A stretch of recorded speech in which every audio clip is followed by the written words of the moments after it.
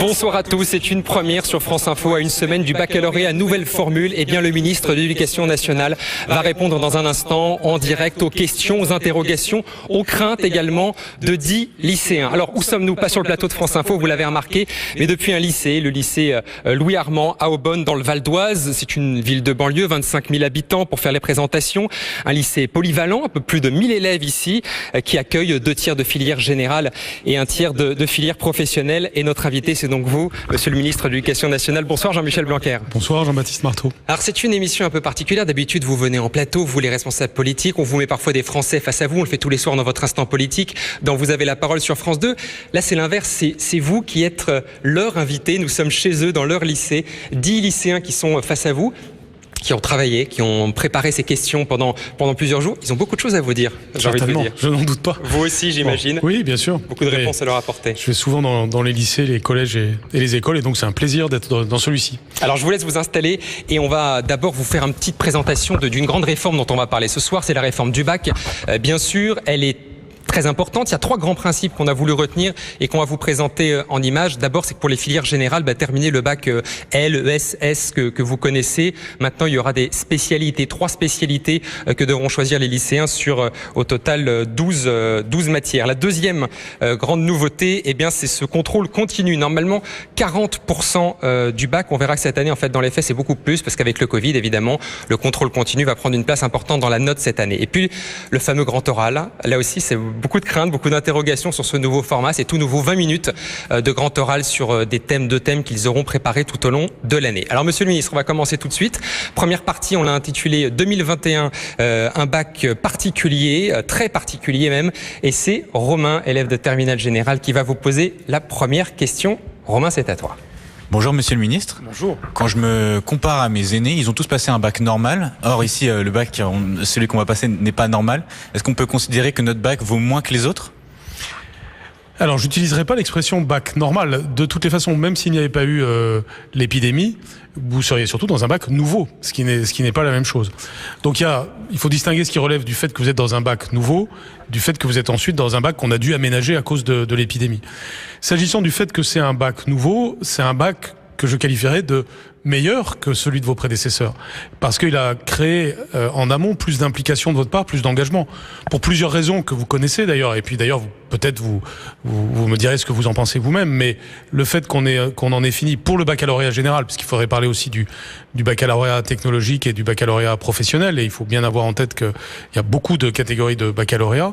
Mais en tout cas, s'agissant du baccalauréat général, le fait que vous n'ayez plus des séries standardisées, des couloirs, qui souvent amenaient à faire des matières qu'on n'aime pas tant que ça, mais parce qu'on était obligé de prendre tel ou tel chemin standardisé.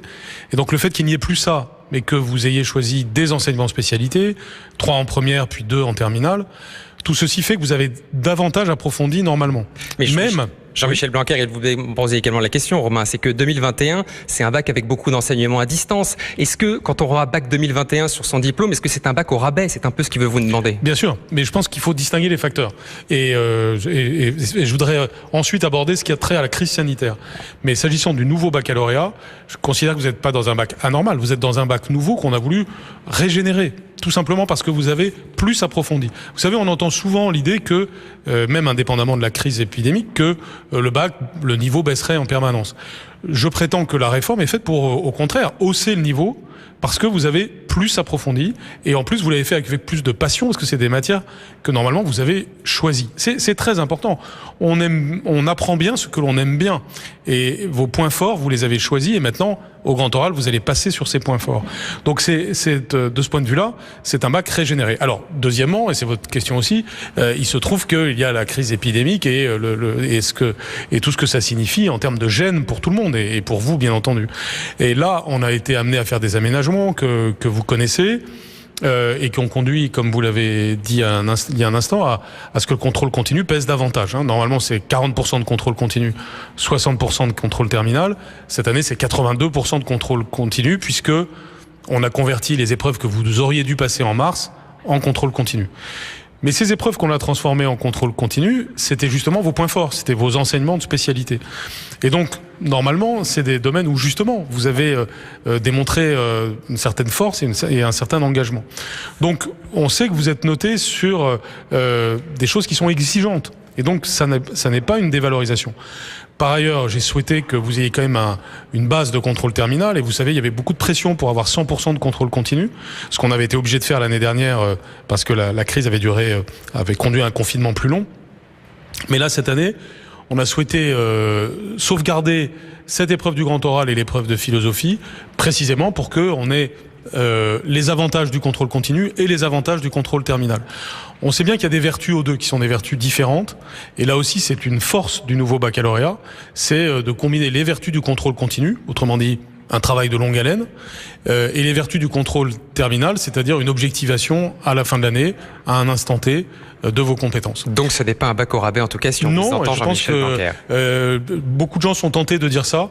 Il faut vraiment expliquer qu'au contraire, c'est un bac régénéré. Et le fait qu'il ait ce dimensionnement-là, c'est-à-dire qu'il soit plus modulaire que ceux des années précédentes, a permis la souplesse nous permettant de nous adapter aux situations très dures qui sont les nôtres du fait de la crise sanitaire. C'est important de le dire parce que après, quand on se compare aux autres pays, on est quand même un pays qui a maintenu les écoles ouvertes, chacun le sait, même s'il y a eu des demi-jauges, on va sans doute en parler, mais aussi un pays qui passe le baccalauréat alors qu'il y a des pays où c'est pas vraiment le cas. On va leur donner la parole, ils ont beaucoup de questions, ces lycéens. Question aussi sur toutes les annonces que vous avez dû faire et changer au fur et à mesure en fonction du contexte sanitaire. Sofiane avait une question sur ce thème justement, ces annonces que vous avez pu faire cette année. Sofiane. Bonjour Monsieur le Ministre. Bonjour, alors Sofiane. comme on l'a dit, beaucoup d'annonces ont été faites cette année. Le 21 janvier au soir, on apprenait que les épreuves écrites de spécialité étaient annulées. Personnellement, il y a encore une semaine, j'apprenais de nouvelles choses sur le grand oral. Comment vous expliquez cette communication tardive? Parce que vous le savez, elle entraîne une incompréhension pour nous, les élèves. Alors, pendant la crise sanitaire, une caractéristique, c'est que sans arrêt, sur ce sujet comme sur d'autres, on était amené à dire des choses qui étaient relativement immédiates. Parce que il faut s'adapter à la situation sanitaire, justement. Prenez l'exemple de la rentrée des classes de septembre dernier. J'étais obligé de dire des choses 4 ou 5 jours avant la rentrée pour tenir compte au plus près des réalités épidémiques. Souvent, ce reproche m'a été fait, mais c'est complètement inévitable si on veut justement maintenir les écoles ouvertes, faire les examens et donc piloter au plus juste de la réalité. Donc c'est vrai que c'est désagréable, mais il y a beaucoup de choses désagréables qui sont arrivées parce que les circonstances sont dures, mais ce que j'ai souhaité faire à chaque fois, c'était, encore une fois, piloter au plus près. C'est pourquoi j'ai attendu avant de prendre cette décision qui valait pour le mois de mars. Alors c'est vrai qu'elle est prise le 21 janvier, c'est pas si brusque que ça. Et puis s'agissant du grand oral, c'est vrai qu'il a fallu aussi affiner, et c'est aussi le corollaire du fait que l'on écoute. Vous savez, il y a un comité de suivi du baccalauréat, où d'ailleurs les lycéens sont représentés, les professeurs, l'ensemble des parties prenantes, et on prend une série de décisions d'adaptation en écoutant les parties prenantes.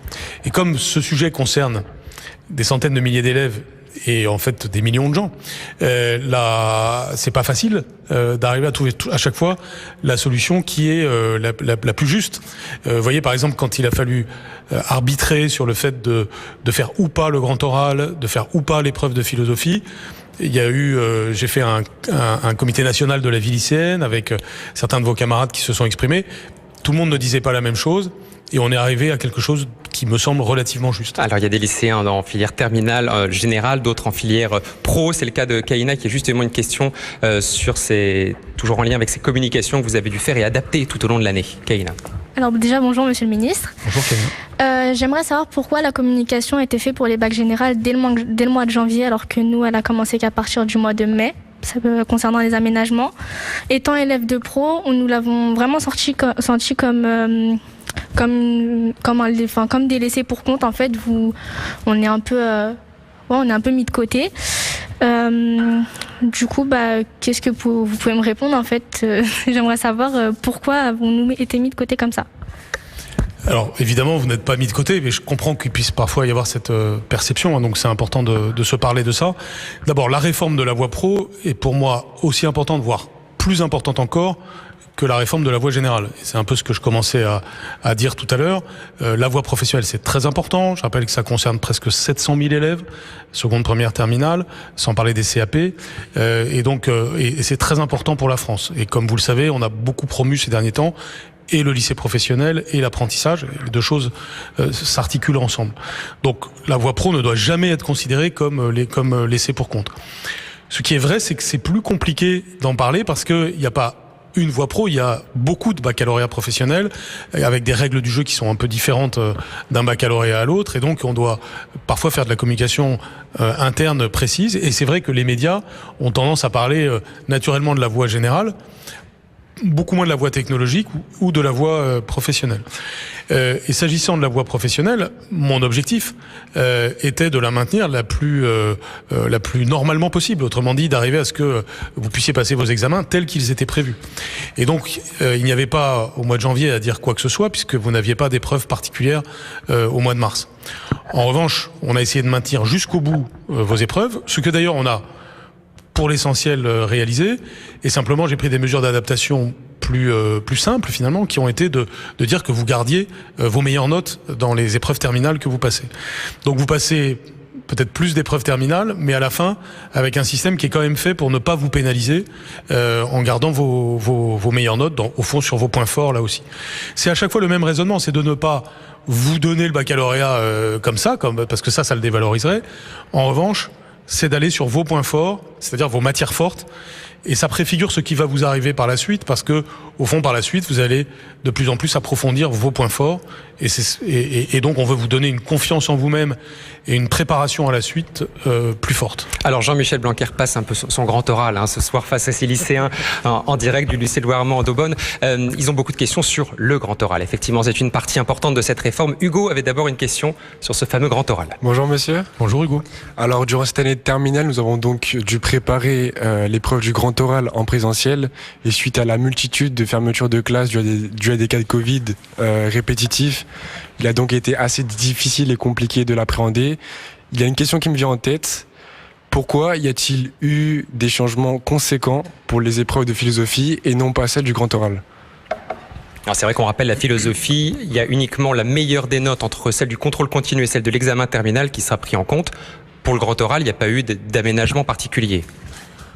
On peut dire ça. Ce qui est sûr, c'est que donc sur la philosophie, comme chacun sait, on a le choix. Enfin, il y a le contrôle continu d'une part, l'examen final d'autre part, et c'est la meilleure des deux notes qui sera retenue. Chacun doit quand même aller à l'examen final et donc s'exercer. Nous l'avons fait pour avoir la plus grande bienveillance possible là aussi, ne serait-ce que parce qu'il y a des élèves qui ont des mauvaises notes de contrôle continu. Ils ont probablement intérêt à réussir bien l'épreuve terminale.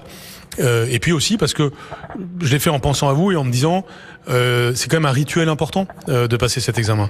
Et dans quelques semaines, quand j'espère vous allez voir sur le tableau que vous êtes reçus, je l'espère pour chacun d'entre vous, vous saurez que vous l'avez fait en ayant traversé aussi ces rituels-là.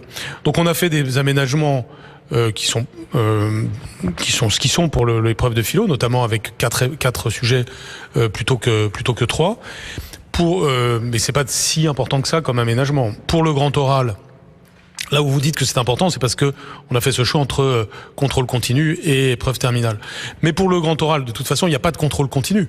Et le grand oral, par définition, est quelque chose de totalement différent de tout ce que vous avez fait pendant l'année. Par ailleurs, même encore dans la période actuelle, dans le cadre de vos enseignements de spécialité, vous continuez à préparer le grand oral. J'ai d'ailleurs entreaperçu tout à l'heure un reportage sur votre chaîne, je crois, qui montrait ce qui se passait quand la préparation du grand oral. Je ne sais pas si ce reportage avait lieu ici. Pas ici, mais il est effectivement diffusé sur France Info tout à l'heure. Et donc on voyait très bien ce que nous recherchons avec cet exercice, c'est-à-dire des élèves qui, encore une fois, s'entraînent sur leurs points forts. On est à l'inverse ce qu'on appelait avant le bachotage. C'est l'exact inverse. C'est-à-dire, vous avez vous-même déterminé des questions très approfondies. On n'est pas sur des questions bateau, on est sur des questions, et peut-être vous pourrez tout à l'heure donner des exemples de ce que sont les questions que vous avez choisies.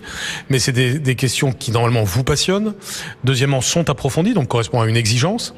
Vont d'ailleurs intéresser sans doute votre jury, qui va passer un bon moment à vous écouter.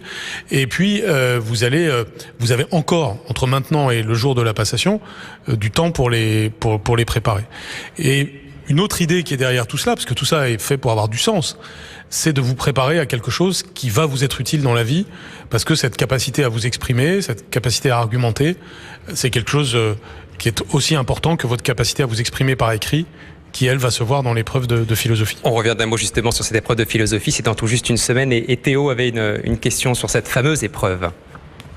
Bonsoir Monsieur le Ministre. Bonsoir Théo. Comme vous l'avez dit, vous avez effectué plusieurs modifications sur l'épreuve de philosophie, mais malgré ça, vous avez quand même décidé de la maintenir. Donc nous, beaucoup d'élèves se sentent infantilisés par cette décision en sachant que la note retenue pourra être celle de notre contrôle continu. Du coup, ma question était pourquoi nous faire subir cela ? Donc, quelle aurait été la bonne décision ? Ah, c'est à vous de nous le dire. Non, parce que c'est intéressant justement, parce que à la fin, effectivement, je dois toujours en prendre une, mais je l'ai fait. Celle-là, je l'ai prise en ayant beaucoup écouté vos camarades lycéens, vos représentants au Conseil national de la vie lycéenne. Et il y avait la demande très forte qui s'exprimait, c'était contrôle continu. Et ce que j'ai souhaité, c'était quand même maintenir le contrôle terminal. Je ne crois pas que ce soit infantilisant. Je crois que c'était d'abord une façon de vous donner plus de chance. Ça allait encore plus loin que la proposition, puisque vous choisissez la meilleure des deux notes. Et je pense qu'au contraire, en vous faisant passer ce rituel, qui est quand même quelque chose d'initiatique, c'est important à un moment donné de passer des épreuves, c'est justement le contraire de quelque chose d'infantilisant.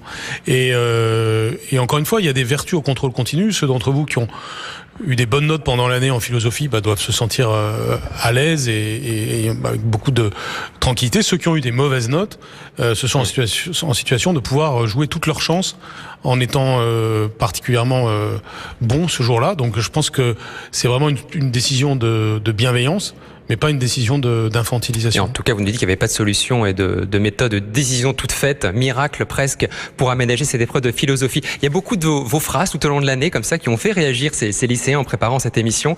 Kaina, je crois qu'il y avait notamment un hashtag le 14 septembre qui t'avait fait réagir. Alors, monsieur le ministre, suite au hashtag du 14 septembre, vous aviez dit aux élèves de lycée et de collège de porter une tenue républicaine. Donc, qu'entendez-vous par la tenue républicaine précisément, s'il vous plaît ?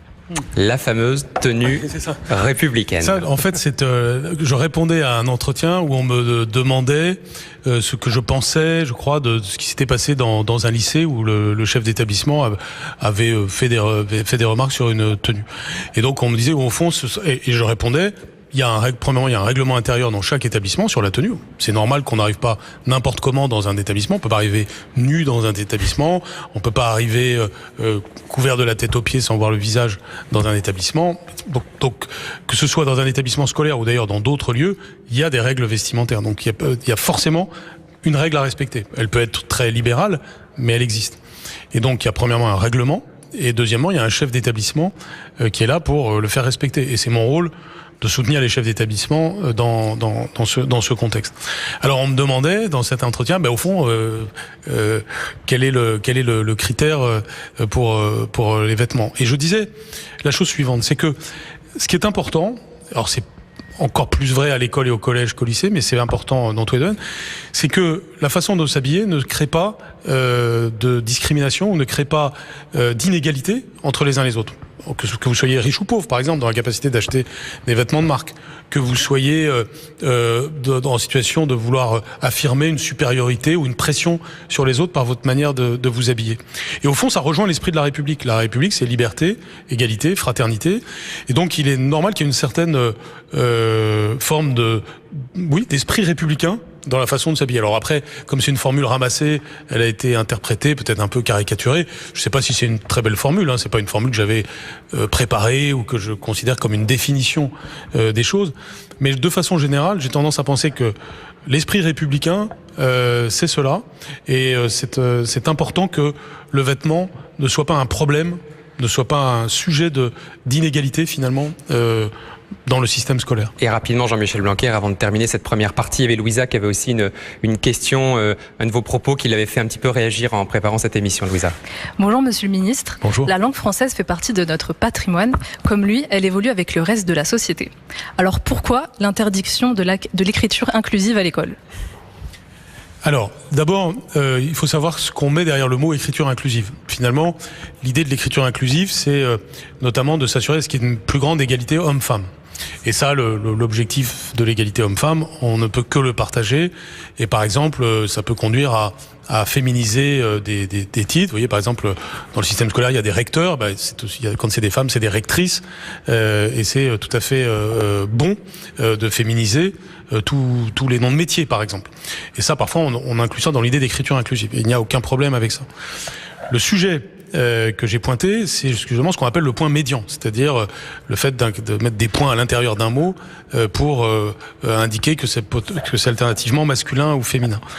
Ça pose toute une série de problèmes. Je manquais de temps pour exposer toutes les raisons, mais déjà ça pose un problème de lecture pour les enfants, par exemple. C'est-à-dire que si vous mettez de l'écriture inclusive à un enfant de CP au moment où il apprend à lire, mais même après, au fil des années, parce que faut arriver à consolider l'orthographe des enfants, vous créez une complexité supplémentaire, alors que la langue française est déjà assez complexe en réalité, et qu'on a déjà suffisamment de difficultés à ce que les enfants consolident bien leur orthographe, notamment pendant leur passage à l'école primaire. Par ailleurs, je ne crois pas qu'il faille idéologiser la langue. La langue est vivante, vous avez totalement raison. Elle évolue, c'est tout à fait vrai. Et d'ailleurs, même l'Académie française, qui est par ailleurs elle aussi contre l'écriture inclusive, en tout cas contre le point médian, l'Académie française elle-même accompagne cette vitalité de la langue. Et c'est tout à fait normal. Donc bien sûr qu'elle évolue. Mais on ne doit pas s'emparer de la langue pour l'instrumentaliser. Si j'ai une cause à servir, aussi bonne soit-elle, le langage ne doit pas être un combat. On ne doit pas, autour de la langue, c'est un peu comme le vêtement finalement, avoir des conflits. On ne doit pas avoir des choses qui braquent les gens les uns contre les autres. La langue, c'est notre commun. Et ce commun, en plus, a une histoire, a une beauté. Et il faut y être très attentif. Donc c'est pourquoi après, dans la vie courante, chacun est libre d'écrire comme il veut. On est en démocratie. Mais dans le système scolaire, alors que le but est de consolider l'usage de la langue française, ça me paraît très important. Il y a d'ailleurs en plus un risque au titre de la francophonie. Enfin, c'est pour ça que je peux vous faire un exposé d'1 heure sur le sujet, sur tous ces risques. Passer à la deuxième partie. Par exemple, il y a d'autres langues pour lesquelles vous n'avez pas le phénomène de l'écriture inclusive. L'anglais, par exemple, aujourd'hui, personne, parce qu'il a ses caractéristiques propres, personne ne le fait. Donc ça crée une situation particulière à la langue française qui n'a pas besoin de ça, on a besoin de la consolider aujourd'hui. Alors Jean-Michel Blanquer, on continue cette émission spéciale face à 10 lycéens, on va passer à la deuxième partie plus spécifiquement consacrée à cette réforme du baccalauréat. On va peut-être revoir, on l'a pas vu tout à l'heure, les trois principaux points de cette réforme. On vous en parle en début d'émission, c'est d'abord la fin de ces filières traditionnelles L, ES, S, avec donc le choix de 3 spécialités parmi un choix de 12 matières. On va peut-être le voir s'inscrire à l'écran, ce contrôle continu qui compte en théorie pour 40%, non on le verra pas ce soir, ou le fameux grand oral de 20 minutes. On en a parlé. Question de Théo justement sur ces fameuses spécialités qui ont là aussi dû être décidées et choisies par les élèves. Théo. Alors, on peut tirer des points positifs de votre réforme, mais malgré cela, on peut voir que les choix de spécialités mènent quand même à des reconstructions des anciennes filières ES, S et L. Donc, comment pensez-vous pouvoir déconstruire ces idées ? C'est-à-dire que effectivement, si un élève prend maths et physique, forcément, ça ressemble un peu à un bac S. Tout à fait. C'est évidemment une très bonne question. Et notre but n'était pas de retrouver la même chose en ayant changé. Alors, je voudrais rappeler d'ailleurs en commençant que quand on a fait cette réforme, c'est-à-dire quand on a enclenché dès 2017 les consultations pour le faire, on a consulté près de 40 000 lycéens et puis aussi d'autres acteurs. C'était un long processus. On a beaucoup écouté. Et ce que nous disaient les lycéens, c'était qu'ils avaient envie d'avoir plus de choix. Et donc, c'est le premier point clé de la réforme que de donner plus de choix aux lycéens. Donc, moi, j'aurais adoré, franchement, avoir un parcours comme le vôtre, c'est-à-dire avoir la possibilité de choisir beaucoup plus.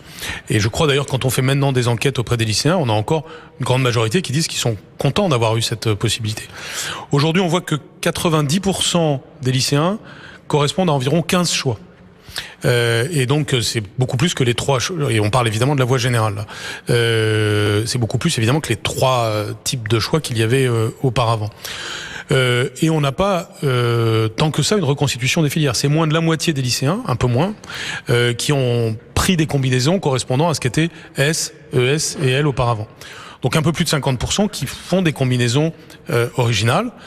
Je trouve que c'est pas un mauvais équilibre parce que évidemment rien n'interdit d'avoir rien ne va à l'encontre de l'idée que c'est mauvais d'avoir des combinaisons qui ressemblent à S, E, S et L. Mais en tout cas, ce que tout le monde commence à comprendre, c'est qu'il n'y a pas une combinaison reine. Autrefois, il y avait S, et vous aviez des gens qui faisaient S parce que ça avait plus de prestige de le faire, mais pas parce qu'ils allaient ensuite faire des études scientifiques. Donc, c'était un peu du gaspillage de temps pour eux et pour leurs professeurs. Aujourd'hui, on se prépare davantage à réussir en allant vers des choses qu'on aime davantage, tout simplement, et qui créent une continuité plus cohérente avec ce qu'on fera ensuite dans l'enseignement supérieur. Donc c'est ça l'idée qui était là. Donc aujourd'hui, c'est quand même un premier succès que d'avoir une bonne partie, enfin disons une petite majorité des lycéens qui ont choisi des combinaisons originales. Pour les autres, c'est bien aussi. Et ce qui est important, c'est qu'on maintienne cette liberté et puis que ce soit un système vivant, c'est-à-dire qu'on puisse continuer à créer des nouvelles combinaisons, des nouveaux enseignements de spécialité, par exemple des nouvelles langues, ou par exemple le fait qu'on a décidé de créer pour la rentrée prochaine un enseignement de spécialité, éducation physique et sportive, pour ceux qui voudront aller vers les métiers du sport, par exemple. Donc ça crée plus de souplesse. Voilà, exactement. Autre grande réforme, effectivement, de pointe de cette réforme, c'est ce fameux contrôle continu, 40% en théorie de la note. Et Romain avait une question sur justement l'organisation de cette année scolaire. Les terminales devront passer une majorité de leur temps pendant des épreuves, pendant une certaine période les terminales vont devoir passer une certaine période de leur temps pendant les épreuves. Comment trouveront-ils le temps pour réviser? Quel est l'intérêt de charger autant dans une courte période les examens? Et qu'allez-vous retirer? Allez-vous laisser de même telle quelle cette réforme? L'impression, Romain, qu'on passe un peu notre temps en train de passer des épreuves. Vous voulez dire avec ce qu'on appelle le 3C, c'est ça? Ah oui. Oui. Alors, j'ai bien entendu cette critique. Alors, je voudrais rappeler l'origine. Le 3C d'un mot. Alors, E3C, ça veut dire les épreuves communes.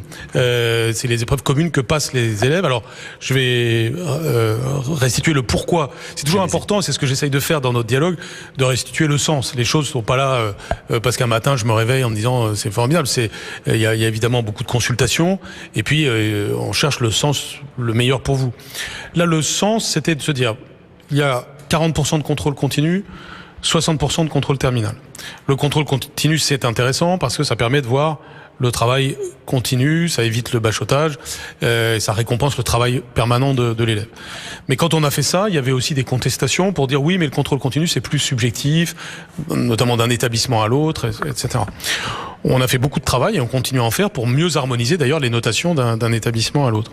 Mais ce qui est un problème d'ailleurs ancien, mais justement on essaye de résoudre mieux aujourd'hui à la faveur de cette réforme.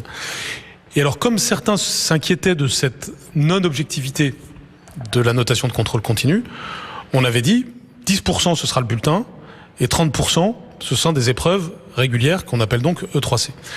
Et puis on a vu qu'il y avait des contestations de ça. On a vu aussi que dans la crise sanitaire, j'ai été obligé de les remplacer par le contrôle continu pur, si je puis dire, parce que on pouvait pas réunir tout le monde pour ces épreuves. Donc c'est vrai qu'il y a une question qui se pose. Et donc il y a une décision à prendre pour l'année prochaine. Et j'ai fait référence tout à l'heure au fait qu'on a ce qu'on appelle une commission de suivi du baccalauréat, avec des représentants de toutes les parties prenantes. Et donc dans la prochaine commission de suivi, cette question-là va être posée et on va voir ce que l'on fait. À mes yeux, c'est très important de garder 40% de contrôle continu, pour les raisons qu'on a déjà dites, mais la manière de le faire doit probablement évoluer pour tenir compte de ce qui s'est passé. Donc peut-être des aménagements après cette année zéro un petit peu de la réforme du bac. Justement, le contrôle continu, Hilary, il y avait une question, une interrogation à ce sujet. Alors bonjour Monsieur le Ministre. Bonjour Hilary. Comment expliquer l'écart de notation entre les différents établissements et les professeurs, sachant qu'une grande partie du baccalauréat repose sur le contrôle continu?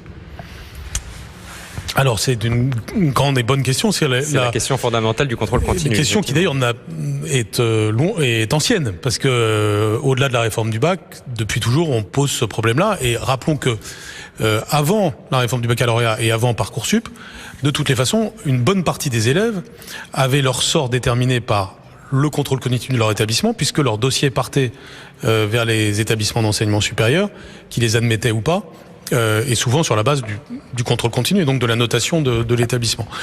Donc la réforme du bac et Parcoursup, qui sont 2 sujets articulés, est une occasion de mettre sur la table cette question et de s'améliorer sur ce sujet. Vous savez que l'évaluation, c'est même une science, ça s'appelle la docimologie. Il y a des bibliothèques entières écrites sur ça pour savoir comment objectiver une évaluation, comment objectiver une notation. C'est un sujet extrêmement important parce que c'est grâce à ça qu'on peut améliorer beaucoup de choses, puisque à partir de l'évaluation, on a un impact sur la façon dont on se prépare à un examen et la façon dont les choses sont faites. Et puis bien sûr, c'est un enjeu de justice évident.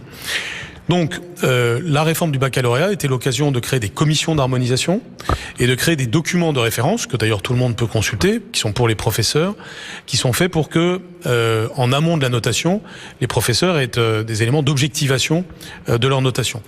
On l'a fait l'année dernière, quand le baccalauréat a été en contrôle continu, et on va continuer à le faire cette année.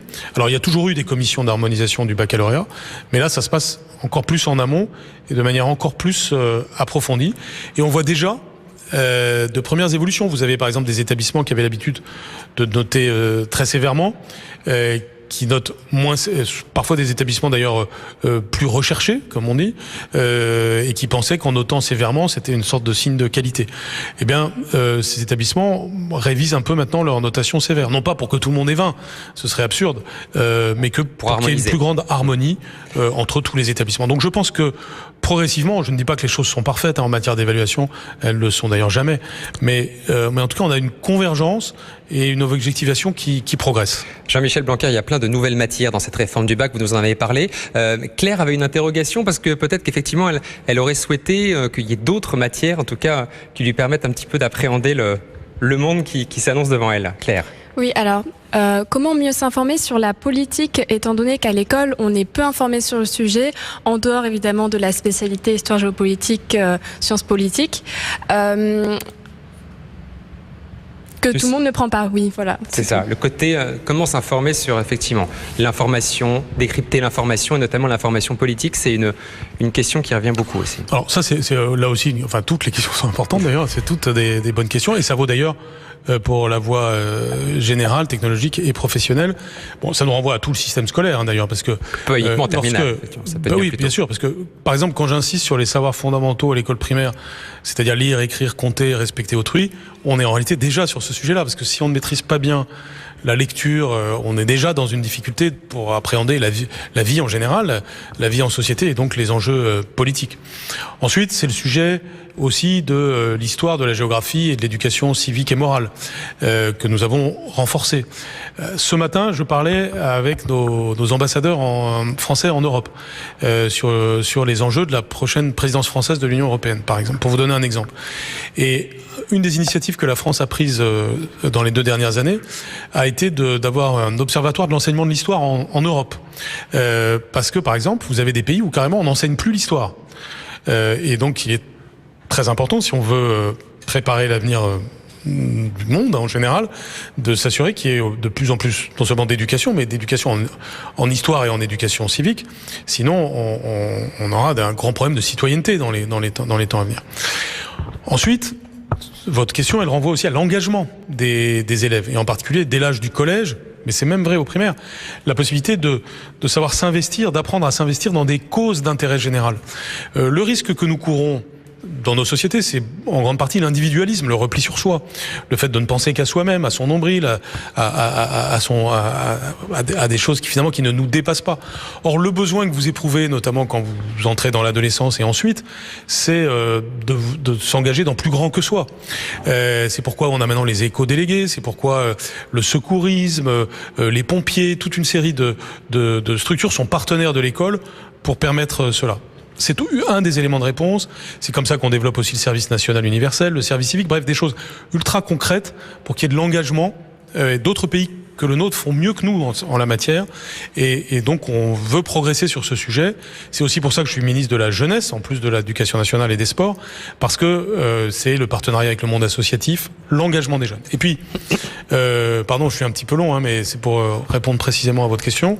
Dans le cadre de la réforme du lycée, on a renforcé l'enseignement de l'histoire-géographie, parce qu'elle est à la fois dans le tronc commun, et puis dans un choix que vous pouvez faire en prenant notamment l'enseignement de spécialité auquel vous avez fait référence. Donc quelqu'un qui a envie d'aller très loin, il peut avoir les 3 heures de tronc commun, il peut avoir les 6 heures d'enseignement de spécialité, histoire, géographie, sciences politiques, géopolitique. Il peut même prendre une option qui s'appelle droit et grands enjeux du monde contemporain. Donc ça fait plus de 10 heures en tout par semaine de vraiment approfondir. C'était des choses qui n'existaient pas auparavant. Jean-Michel Blanquer, je vous disais que dans ce lycée Louis Armand à Aubonne, il y a des filières générales, il y a aussi des filières professionnelles. C'est le cas de Yanis qui avait une question effectivement liée à l'enseignement des langues étrangères. Effectivement, il est en pro-vente, c'est ça Yanis ? C'est ça exactement.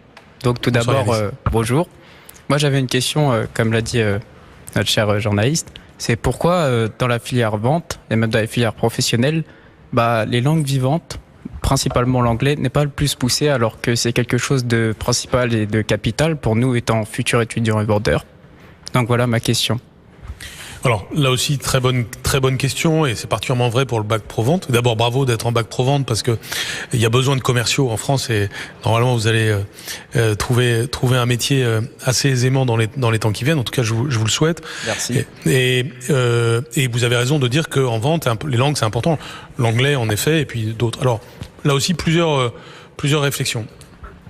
Et premièrement là aussi c'est un sujet qui nous renvoie à l'amont. C'est-à-dire que dès l'école primaire, quelle que soit la filière qu'on prendra ensuite, c'est important d'acquérir une première langue vivante. Souvent, ça va être l'anglais, ça peut être une autre, et c'est ce que nous accentuons actuellement.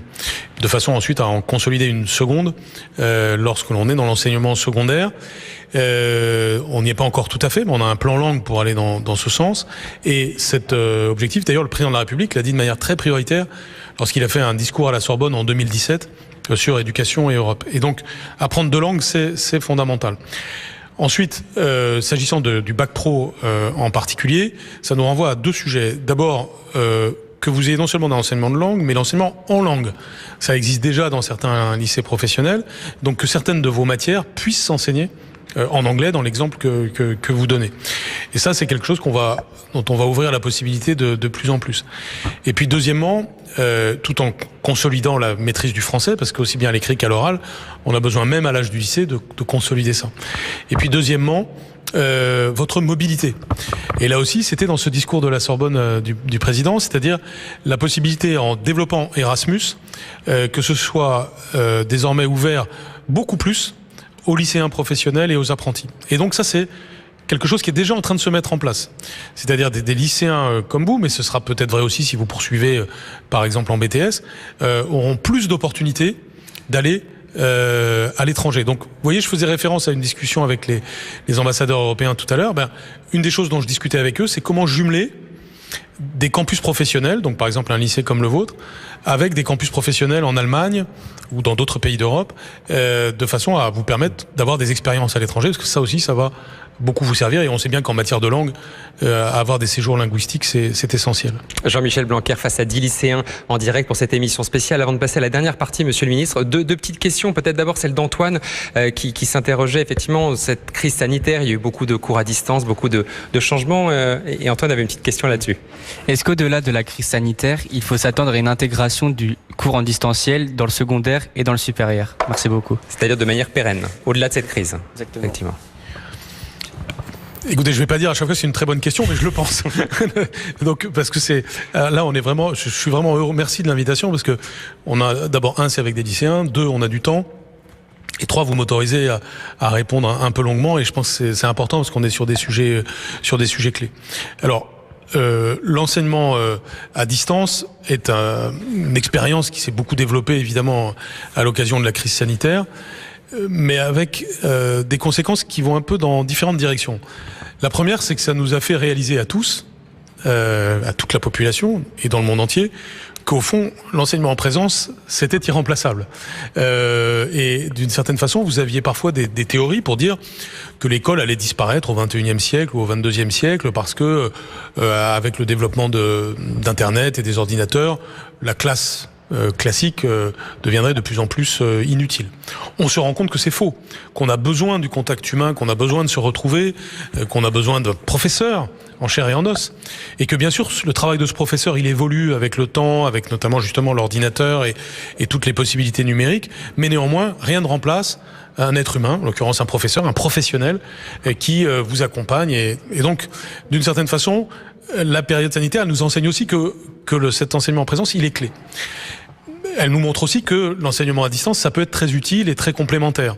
Et qu'il n'est pas tellement là pour remplacer l'enseignement en présence, mais plutôt pour le compléter ou pour ajouter quelque chose. Ça existait déjà un petit peu avant, mais maintenant ça va se renforcer. Alors la France a une institution importante qui s'appelle le CNED pour l'enseignement à distance, c'est un atout que nous avons, mais il y a aussi toutes les pratiques. Vos professeurs ont beaucoup changé depuis 1 an et demi parce que certains étaient avant-gardistes en matière numérique, mais pas d'autres, et ils s'y sont mis. Ils s'y sont bien mis. Il faut d'ailleurs les en remercier. Et donc aujourd'hui, ça fait partie de leur palette de compétences vis-à-vis de vous. Par ailleurs, maintenant, on a des cours qui sont enregistrés, qui peuvent venir en appui, et les professeurs peuvent vous indiquer des ressources supplémentaires. C'est ce qu'ils font. Et donc on a en quelque sorte un potentiel qui s'est élargi. Mais on ne va pas remplacer l'enseignement en présence par de l'enseignement à distance. Ça a quand même été une année, monsieur le ministre, évidemment très particulière pour tous les élèves. Claire avait une question qu'on avait prévue un peu plus tôt, qui va vous la poser effectivement sur cette solution et la façon dont vous l'avez vécue un petit peu cette année. Oui, donc dans le cas où à la rentrée en fait la situation sanitaire se dégrade, est-ce qu'il y a des solutions aux problèmes que les étudiants ont vécu cette année, comme le décrochage scolaire, la détresse psychologique et aussi la précarité? Alors, bon, premièrement, évidemment, nous espérons tous que nous avons vécu le plus dur et que nous allons maintenant vers des choses meilleures, bien sûr, notamment avec la vaccination qui se généralise et quelques autres facteurs qui fonctionnent. Je vous répondrai surtout sur l'école, le collège et le lycée, puisque je suis pas ministre de l'enseignement supérieur, même si, s'agissant des BTS et des classes prépa, le fait que ça se passe en lycée est évidemment un sujet qui me concerne. Mais en tout cas, comme vous l'avez sûrement vu, depuis le début de la crise, depuis mars 2020 en particulier, je suis vraiment mobilisé au maximum pour que vous puissiez revenir à l'école et que la présence soit la plus forte possible. C'est évidemment très désirable. Et la France a fait des choix, sous la houlette du président de la République et du Premier ministre, des choix assez originaux comparés au reste de l'Europe et du monde, dont on voit aujourd'hui a posteriori qu'ils ont été les bons choix. Parce que cette détresse psychologique dont vous parlez, elle est bien réelle, mais elle est encore plus forte dans les pays étrangers parce qu'il y a eu des confinements qui ont duré beaucoup plus, ce qui est très grave d'ailleurs, et qui devra maintenant faire l'objet d'une très grande attention pour rattraper tout cela et remettre tout le monde dans un bain de normalité dans le fonctionnement de la vie sociale. Donc bien sûr que je continuerai à être extrêmement mobilisé pour que nous assurions au maximum la présence physique à l'école, au collège, au lycée, et ce raisonnement vaudra sans doute aussi, bien sûr, pour l'enseignement supérieur. Donc concrètement, ça veut dire que ça restera ça l'objectif fondamental, on va aller le plus possible vers ça. Deuxièmement, je suis plutôt optimiste sur le fait que on ne devrait plus être dans des systèmes de demi-jauge ou d'alternance présentielle distance, même si je ne peux pas en être sûr. Troisièmement, ça signifie qu'au début du mois de juillet, on aura un nouveau protocole sanitaire, comme on l'avait fait en juillet 2020, qui donnera un petit peu l'ensemble des scénarios possibles en fonction de la situation sanitaire. Et puis à la fin du mois d'août, alors forcément ce sera un peu ajusté à la réalité qu'on constatera à ce moment-là, on dira où on est. Mais par exemple, j'espère bien qu'on pourra ne plus avoir les masques au moins à l'école primaire. Mais au moment où je vous parle, je ne peux pas en être sûr. C'est un exemple, mais en tout cas, la priorité absolue en cette matière, c'est la jeunesse, donc les enfants, les adolescents, les jeunes, et c'est qu'ils puissent être en présence dans leur formation. Jean-Michel Blanquer qui passe un peu son grand oral ce soir, en tout cas face à ces 10 lycéens, émission spéciale sur France Info en plus de 20 minutes où ça dure 1 heure chez nous, le grand oral. Donc 10 lycéens qui ont beaucoup de questions à vous poser. Évidemment, ils vont passer leur bac dans des conditions particulières cette année, cette réforme du bac dont on a beaucoup parlé. Maintenant, il y a la suite, il y a le fameux parcours sup pour s'inscrire évidemment dans leurs études supérieures. Hugo avait une question effectivement et peut-être une situation personnelle qui concerne vraiment son cas, ce qu'il est en train de vivre en ce moment. Hugo. Alors pour amorcer le sujet sur Parcoursup, je vais parler de manière un peu plus personnelle pour un sujet qui me concerne. Je suis dans une situation où je panique un peu parce que la plupart de mes vœux sur Parcoursup sont encore sur liste d'attente et je pense que c'est une situation que beaucoup de lycéens en France partagent. Les universités, quant à elles, ne font pas figurer les spécialités qui sont les plus à même à suivre le parcours qui est proposé.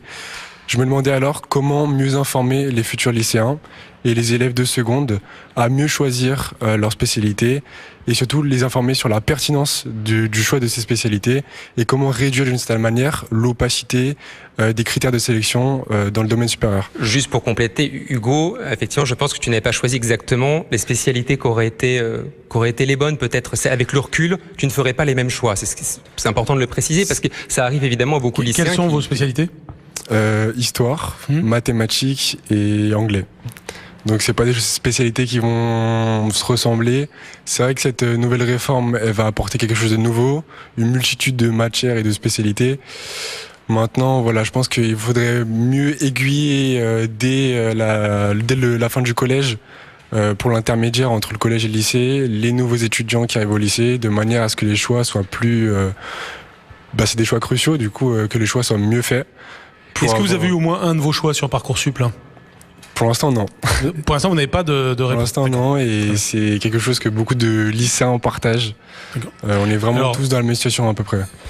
Alors, heureusement, pas complètement, parce que vous avez 500 000 lycéens qui ont, je crois que c'est autour de 500 000 au moment où je vous parle, qui ont eu un vœu, donc c'est à peu près 8 sur 10 ont au moins un de leurs choix. Oui, mais après, il faut le vœu qu'on veut réellement, en fait. Il faut le vœu que l'on désire. Sur les 10 vœux, je pense qu'il n'y en a pas 10 que l'on veut pertinemment. Il y en a forcément un où ça va être un peu plus le choix de prédilection. Du coup, oui, bien sûr. Je comprends. Et alors, là aussi, beaucoup de choses à dire par rapport à une question aussi profonde. Alors, je suis vraiment d'accord avec l'inspiration de votre question. C'est-à-dire que ce qui est très important et qu'on a cherché à faire, aussi bien avec la réforme du baccalauréat qu'avec la réforme de Parcoursup, c'est de faire que l'orientation ne soit pas un moment soudain et tardif, mais que ce soit quelque chose en continuum, préparé dans la durée. Puisque la plupart des élèves, et c'est bien normal, à l'âge du collège et même à l'âge du lycée, ne savent pas très très bien ce qu'ils veulent faire après. Parfois ils savent, et tant mieux pour eux, mais souvent ils ne savent pas, et ça ne doit pas être considéré comme quelque chose de grave. Et en fait, la plupart du temps, un élève, il ne sait pas le métier qu'il veut faire, il n'en est pas sûr en tout cas. En revanche, il sait ce qu'il aime et ce qu'il n'aime pas. Même si ça peut évoluer dans le temps, mais enfin, en général, des matières qu'on aime beaucoup, puis il y a des matières qu'on aime moins. Et c'est un peu l'idée, c'est d'amener à progressivement exprimer des choix. Le système qu'il y avait auparavant était très souvent un système beaucoup plus lié au hasard. C'est-à-dire qu'au fond, on s'inscrivait dans un couloir, s'agissant du baccalauréat général, mais c'était vrai aussi du baccalauréat technologique ou professionnel. Et puis, on savait pas trop bien ce qui arriverait après la terminale. C'est une question qu'on se posait pas tellement. Et puis après, il y avait une part de hasard aussi dans ce qui se passait ensuite.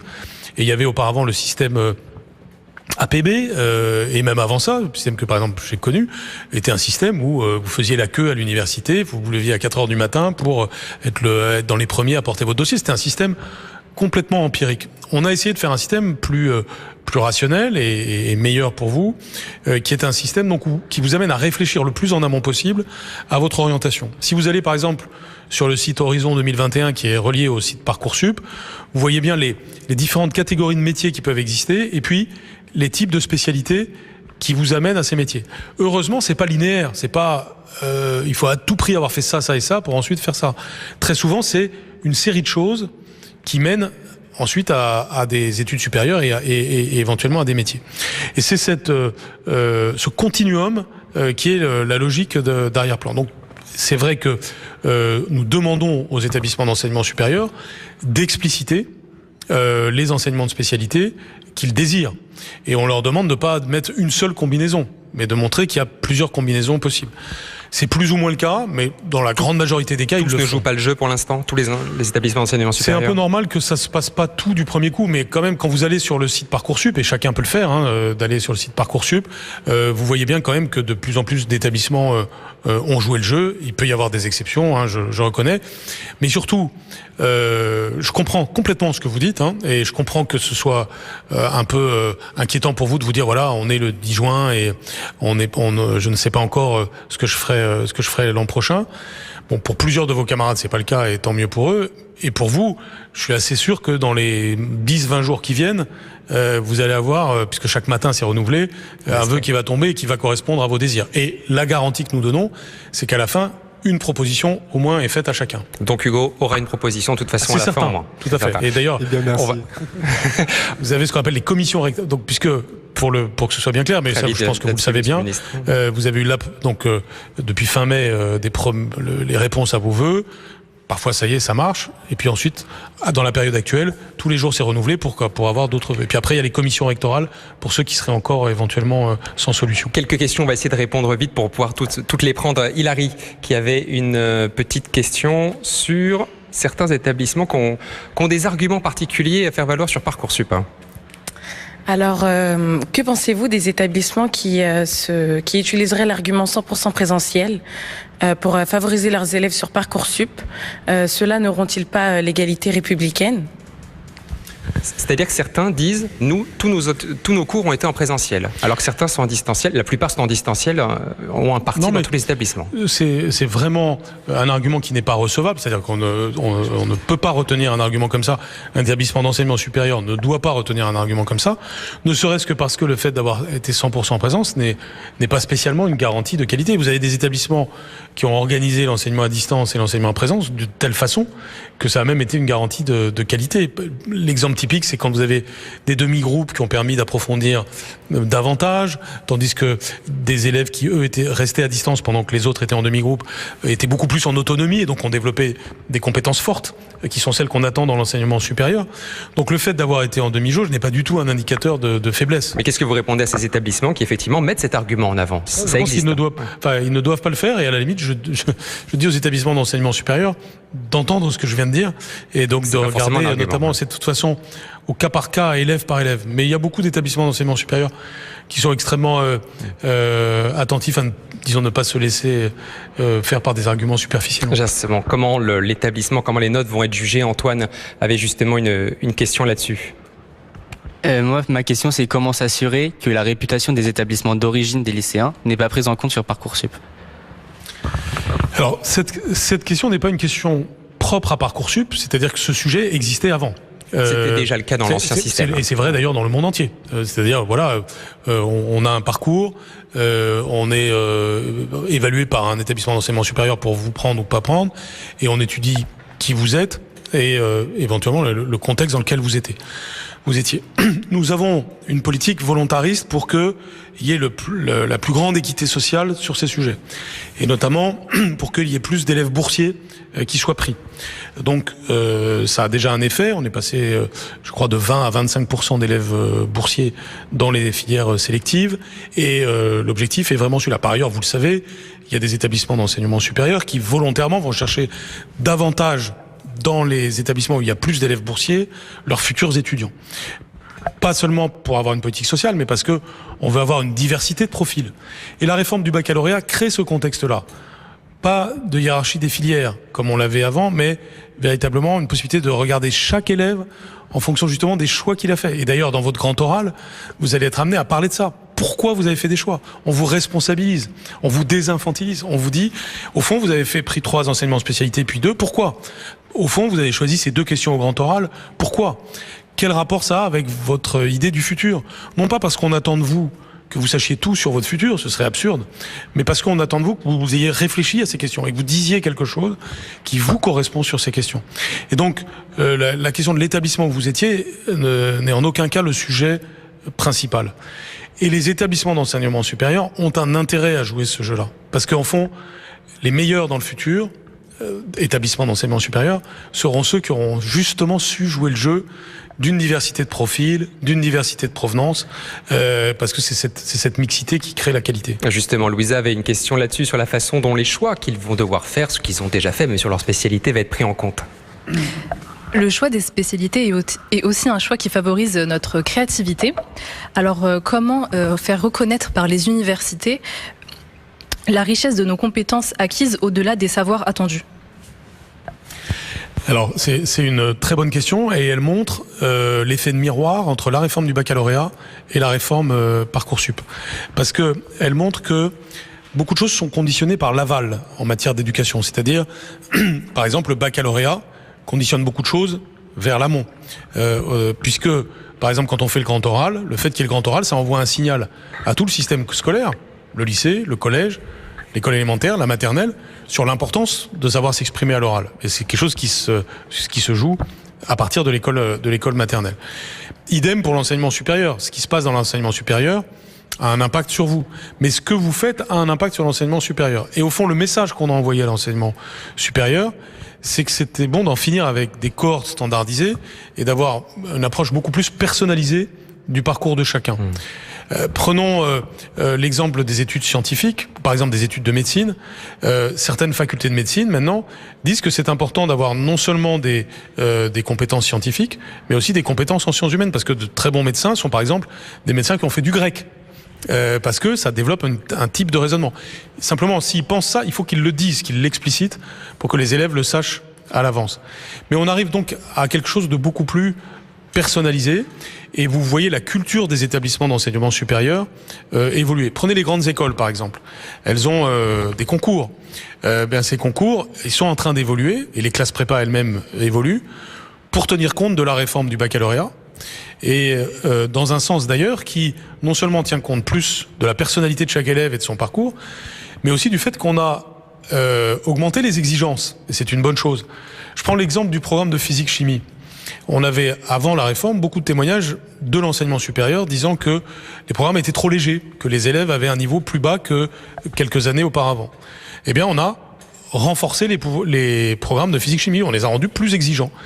Et je trouve ça bien, parce que ça signifie qu'on dit aux élèves, choisissez ce qui vous passionne, en l'occurrence, ça peut être physique-chimie, et si ça vous passionne, c'est que vous êtes plus capable d'approfondir. Et donc, c'est l'idée de rehausser le niveau de chacun. Donc, 2 idées clés, c'est personnaliser davantage le parcours, c'est lié à l'idée de liberté, mais deuxièmement, c'est aussi, on approfondit plus, puisqu'on aime plus ce que l'on fait, et ça, c'est l'idée de hausse du niveau. Jean-Michel Blanquer, ça fait près d'1 heure que vous répondez aux questions de 6 lycéens depuis ce lycée Louis Armand à Aubonne. Alors justement, il y avait Sofiane qui avait une petite question sur maintenant la suite de cet entretien. Monsieur le ministre, cet après-midi, nous avons pu échanger avec vous pour exprimer nos ressentiments par rapport à votre réforme.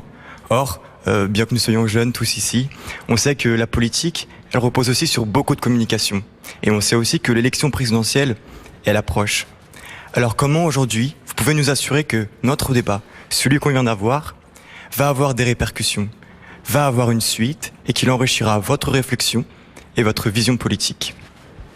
Alors, excellente question aussi. D'abord, c'est bien qu'il y ait des élections. On doit toujours se dire, heureusement qu'on a des élections et qu'on est tous défiés par cela. C'est la démocratie, c'est la République. Réjouissons-nous de ça. C'est quelque chose qui ne va pas de soi. C'est quelque chose qui est malheureusement pas la réalité dans tout le monde, dans le monde entier. C'est quelque chose de précieux. C'est déjà mon premier message. Il est très très simple. Il rejoint votre question de tout à l'heure sur le civisme, la citoyenneté, la politique. Ce sont des choses nobles, importantes. Et c'est la vitalité de notre vie collective. Et donc, oui, il y a des élections. D'ailleurs, les élections bientôt régionales, départementales. Ensuite, les élections présidentielles. Et tant mieux qu'il y ait du débat, de la confrontation. On doit se réjouir de cela dès lors qu'il y a du respect de tout le monde. Ensuite, je tiens à vous dire que chaque fois que je vais dans des établissements, là il se trouve que c'est télévisé, mais je vais plus d'une fois par semaine dans les écoles, les collèges, les lycées, même si je l'ai fait un peu moins pendant la période de crise sanitaire, je me régénère grâce à ça. Moi, chaque fois que je suis un peu lassé par certaines choses, si j'ai envie de me revigorer, je vais faire ce que je suis en train de faire là, c'est-à-dire parler avec les élèves, les professeurs, les personnels, vivre ce que vous vivez, entendre ce que vous avez à dire, parce que j'en ai besoin. Alors, parfois c'est fait de manière organisée, comme dans ce comité de suivi du baccalauréat dont j'ai parlé, mais c'est aussi dans ce cadre-là. Donc, vous pourrez juger les choses à cette aune, c'est-à-dire, par exemple, vous voyez, tout à l'heure, il y a eu une question sur le contrôle continu. J'ai répondu, on verra dans le cadre du comité de suivi du baccalauréat. Mais le fait que vous me posiez cette question, je l'entends. Et dans le comité de suivi, d'autres personnes que vous vont relayer ça, dire leurs propositions. Mais tout à l'heure, je vous ai aussi demandé, dans une autre question, mais ça aurait été quoi la bonne solution? Parce que ça, on ne peut pas être que critique, il faut aussi évidemment être dans les propositions. Et je rappelle que la réforme du baccalauréat, elle est le résultat de propositions venues du terrain. Aussi que vous faire les élèves. Et la posture que je demande à chacun, et a fortiori aux jeunes, c'est de se dire, c'est quand même bien une innovation. Faut pas chercher le changement pour le changement. Mais parfois dans notre pays, il y a trop de forces qui toujours pensent que le changement, c'est pas bon. Parfois, c'est bien aussi de réussir à préserver des choses importantes. Tout à l'heure, j'ai parlé du grec et du latin. On en a besoin. Mais parfois, c'est important d'être dans une attitude ouverte vers l'innovation. Et là, on a une superbe innovation. Moi, j'aurais rêvé avoir un baccalauréat comme celui-là parce que basé beaucoup plus sur la liberté et la passion. Et donc, je pense que c'est une chance. Maintenant, est-ce que les choses sont parfaites ? Certainement pas. C'est pour ça qu'on va essayer de continuer à les améliorer. Ce sera le mot de la fin. Merci beaucoup Jean-Michel Blanquer d'avoir accepté cette première émission en direct face à 10 lycéens. J'ai envie de leur dire bravo, surtout à eux, parce que c'est pas simple d'interviewer un ministre de l'Éducation nationale en direct comme ça, même si ça se passe dans leur lycée. C'est un entraînement grand oral aussi. Oui. C'est un entraînement grand oral qui aura lieu dans quelques jours. Et un grand merci quand même à tous lycée Louis Armand à Aubonne. Ils font un travail pédagogique extraordinaire. Merci donc à Cédric Mouillin, le proviseur, à toute l'équipe éducative. On a rencontré une équipe extrêmement motivée et ça fait très plaisir à voir. Et merci à toute l'équipe également de France Info pour avoir monté cette émission spéciale. Sophie Guillain, Michel Dumorel, Léo Lamberton à la rédaction en chef et toute l'équipe de production de la vidéo mobile que vous ne voyez pas, qui sont derrière les caméras et qui nous ont aidés à monter cette émission en direct. Un mot de la fin très rapide. Parce que vous avez dit merci, je dis merci aussi. Merci à tous les professeurs, à tous les personnels de l'éducation nationale et des collectivités locales pour le travail incroyable qui a été mené cette année et qui a permis de relever le défi collectif d'être le plus ouvert possible alors que les circonstances étaient très dures. Merci Jean-Michel Blanquer. On va passer maintenant la parole à Gilles Bornstein pour votre instant politique, le rendez-vous politique sur France Info de 19h à 20h. C'est à vous, cher Gilles. Merci beaucoup Jean-Baptiste et bravo pour cette émission en direct avec le ministre de l'Éducation nationale. Et c'est vrai, le jury va désormais délibérer parce qu'après le grand oral de Jean-Michel Blanquer, eh bien, des examinateurs pour dire ce qu'ils ont pensé de son grand oral sont avec moi sur ce plateau.